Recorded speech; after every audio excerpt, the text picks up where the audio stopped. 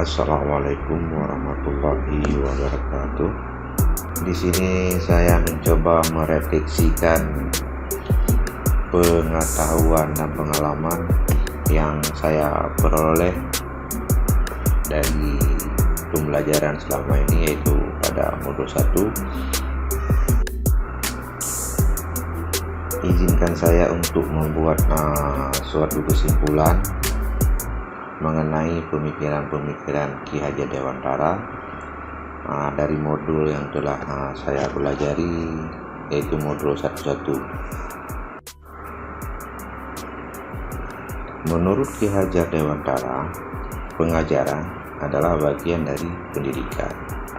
Mengajar adalah proses pendidikan untuk memberikan pengetahuan atau manfaat bagi kecakapan hidup, fisik, dan intelektual anak. Pendidikan memberikan bimbingan tentang semua kekuatan alami anak-anak agar mereka dapat mencapai tingkat keselamatan dan kesejahteraan yang setinggi-tingginya.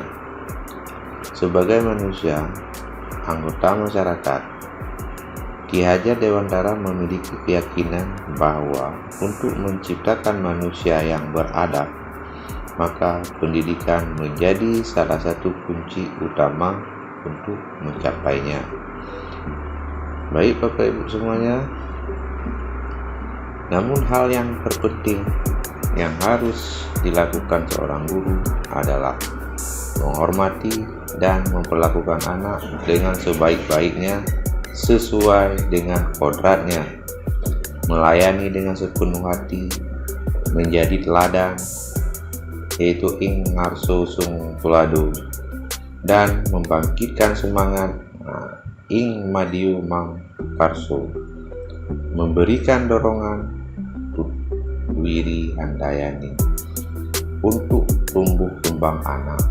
Tuntun mereka untuk menjadi orang yang terampil, mulia, dan bijaksana, sehingga mereka dapat mencapai kebahagiaan dan keselamatan. Namun di sini saya membuat kesimpulan dan refleksi dari modul 1.1, yaitu dengan pertanyaan pemicu, apa yang Anda percaya tentang murid dan pembelajaran di kelas sebelum Anda mempelajari modul 1.1. Nah Bapak Ibu, sebelum saya mempelajari ide-ide Ki Hajar Dewantara, saya percaya bahwa murid dapat mengubah perilaku melalui penerapan hukuman yang keras. Namun perubahan yang terjadi hanya didasarkan pada ketakutan dan bersifat sementara, dan bukan karena kesadaran individu. Tidak banyak yang menawarkan model pembelajaran yang menyenangkan untuk anak. Namun di pertanyaan yang kedua, apa yang berubah dari pemikiran atau perilaku Anda setelah mempelajari modul ini? Nah, di sini saya berpikir saya berubah. Setiap murid itu unik dan berbeda, dan kita perlu sabar, tulus dalam menuntut mereka. Tidak perlu menjatuhkan hukuman yang tidak mendidik. Berikan contoh untuk mereka ikuti. Bereksperimenlah dengan berbagai model pembelajaran dan buat pembelajaran menjadi menyenangkan. Mengubah pembelajaran secara menarik dan menyenangkan, sehingga memotivasi agar siswa menerima pembelajaran yang baik.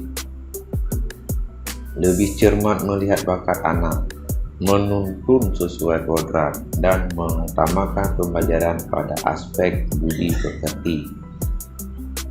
Merubah pemikiran manusia dan perilaku saya, antara lain, guru bukan merupakan satu-satunya sumber belajar. Pembelajaran haruslah berpusat pada murid atau siswa. menghargai setiap karakteristik belajar anak. Guru adalah penuntun. Nah, Bapak Ibu, dengan pertanyaan yang ketiga, apa yang dapat segera Anda terapkan lebih baik agar kelas Anda mencerminkan pemikiran Ki Hajar Dewantara? Penerapan langsung dari pemikiran Ki Hajar Dewantara adalah lebih sabar mengajar daripada menghukum, dan melihat ke dalam antara kepribadian dan latar belakang siswa, baik lingkungan keluarga melalui komunikasi dengan orang tua. Namun hal ini dapat dilakukan melalui kunjungan rumah. Jadi pembelajaran yang menyenangkan bagi siswa adalah dengan memilih media pembelajaran yang berbeda dalam bentuk gambar, video, audio, ataupun pembelajaran yang menyenangkan lainnya. Namun setelah mempelajari modul satu-satu, yang dapat saya terapkan adalah: pertama, merancang pembelajaran yang interaktif dan menyenangkan dengan melibatkan peserta didik agar peserta didik merasa nyaman. Yang kedua, tidak lagi menuntut tetapi menuntun siswa atau peserta didik, itu biasa disebut sistem AMONG. 3. Pembelajaran yang sesuai dengan kodrat alam dan kodrat zaman.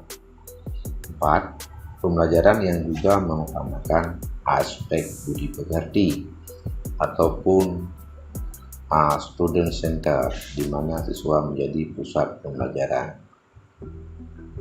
Demikian Bapak Ibu guru hebat semuanya. Namun di sini saya dapat menyimpulkan dengan kesimpulan, guru adalah sebagai inspirator yang akan selalu dilihat atau ditiru baik dari perkataan maupun perbuatan. Untuk itu kita harus menjadi teladan dan contoh yang baik bagi peserta didik kita dalam penanaman budi pekerti peserta didik, sehingga menjadi pendidik yang menerapkan ingarsu sungtuladu, ingarsu madya mau karsu, dan yang terakhir adalah tutwiri andayani. Terima kasih. Salam guru hebat, salam bergerak semuanya. Wassalamualaikum warahmatullahi wabarakatuh.